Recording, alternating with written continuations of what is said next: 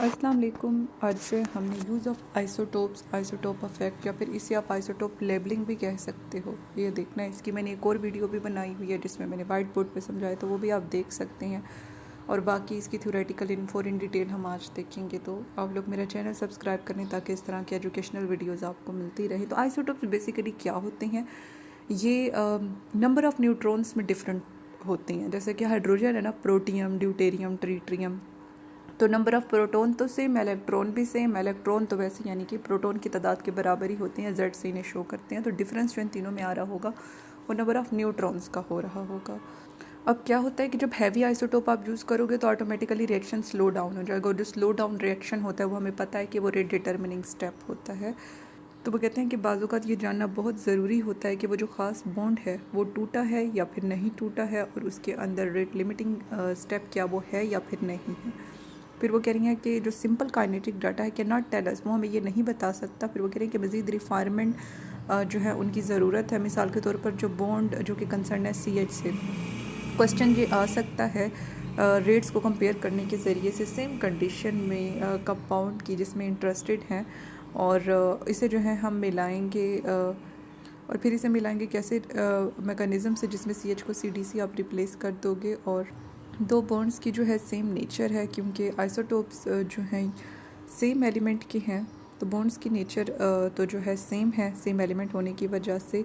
लेकिन but there vibration, लेकिन इनकी वाइब्रेशन फ्रीक्वेंसी और इनकी डिसोसिएशन एनर्जी जो है मुख्तलिफ होगी, क्योंकि एटम्स जो है मुख्तलिफ मैस के इन्वॉल्व हैं।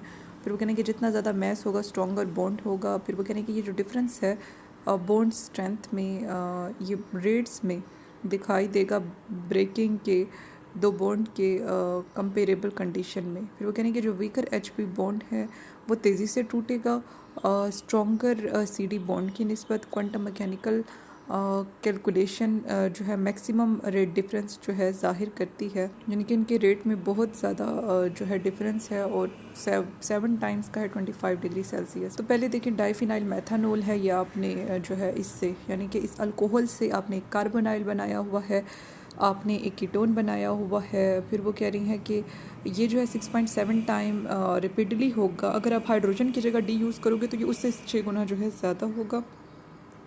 फिर वो कह रही हैं कि और ये प्राइमरी काइनेटिक आइसोटोप इफेक्ट है, और ब्रेकिंग जो है CH बॉन्ड की वो रेट लिमिटिंग स्टेप में क्लियर है। ठीक है, breaking of CH bond must clearly be involve in rate determining step. फिर वो कह रहे हैं कि इसके मुकाबले में जो बेंजीन है और हेक्साड्यूट्रोबेंजीन है वो सेम रेट पर करेंगे, और CH बॉन्ड ब्रेकिंग और CH बॉन्ड ब्रेकिंग भी उनकी सेम रेट पर होगी जो जिसे शामिल होना चाहिए ओवरऑल प्रोसेस में। और तो इसमें जो ड्यूटेरियम वाला रेट लिमिटिंग स्टेप में जो है नहीं आ सकता है। फिर वो कह रहे हैं कि जो प्राइमरी काइनेटिक आइसोटोपिक इफेक्ट हैं ये पेयर ऑफ आइसोटोप्स के साथ भी दिखाई देते हैं हाइड्रोजन ड्यूटेरियम के अलावा। रिलेटिव मैस डिफरेंस जो है वो इनका रिलेटिव मैस डिफरेंस स्मॉल होना चाहिए, और तो फिर उनकी मैक्सिमम वैल्यूज़ भी जो हैं स्मॉलर होंगी। और प्राइमरी काइनेटिक आइसोटोपिक इफेक्ट को जो है आप देख सकते हैं एक्सपेरिमेंटली उन वैल्यूज़ के ज़रिए से जो कि इंटरमीडिएट होती हैं मैक्सिमम कैलकुलेटेड वैल्यू और यूनिटी के दरमियान। यानी कि यूनिटी पे तो आइसोटोपिक इफेक्ट होता ही है, तो एक्सपेरिमेंटली जो वैल्यूज़ आएंगी वो 1 के और हाईएस्ट वैल्यूज़ के इन बिटवीन होंगी। तो इस सारे में बेसिकली हमने ये देखा है कि जो एक ख़ास कि वो जो मैकेनिज़्म चल रहा है उसमें वो जो बॉन्ड है मेन वो टूटा है कि नहीं, और क्या वो रेट डिटर्मिनिंग स्टेप है या नहीं है। तो वो कह रही हैं कि इसके लिए आप उसे उसके आइसोटोप से रिप्लेस कर देते हो। मिसाल के तौर पर अगर हैवी आइसोटोप आ गया है तो नेचर तो बॉन्ड की सेम है, लेकिन उनकी वाइब्रेशन फ्रीक्वेंसीज डिफरेंट है, उनकी डिसोसिएशन एनर्जी जो है डिफरेंट है, और ये वाला बॉन्ड जो है ज़्यादा स्ट्रॉन्ग है, जो यानी कि ड्यूटेरियम लगा के मिसाल के तौर पे हमने किया तो ये। और इससे पहले वाला चूँकि वीक बॉन्ड था तो वो फास्टर होगा, तेज़ी से टूटेगा, तो वो 6 गुना ज़्यादा है और ये 6 गुना लेस है। और इसी चीज़ को प्राइमरी काइनेटिक आइसोटोपिक इफेक्ट कहते हो आप। और जो CH बॉन्ड की ब्रेकेज है वो इसमें क्लियरली दिखाई देगी। और बाकी जो है आप बेंजीन को देखो और हेक्साड्यूट्रोबेंजीन को देखो तो नाइट्रोजन ये जो है सेम रेट पर कर रही हैं, और तो बेंजीन हेक्साड्यूट्रोबेंजीन सेम रेट पर जो है नाइट्रेशन कर रहे हैं, तो इनमें CH बॉन्ड ब्रेकेज वो भी सेम रेट पर हो रहा है, तो कोई भी रेट डिटर्मिनिंग स्टेप नहीं है। फिर वो कह रहे हैं कि ये पेयर ऑफ आइसोटोप्स में भी आप देख सकते हैं इनका जो डिफरेंस होना चाहिए आइसोटोप के मैस का वो स्मॉल होना चाहिए, तो इनकी लार्जर वैल्यूज़ भी स्मॉल होंगी। फिर वो कह रहे हैं कि जो एक्सपेरिमेंटली वैल्यूज़ हैं वो 1 और मैक्सिमम वैल्यू के इन बिटवीन।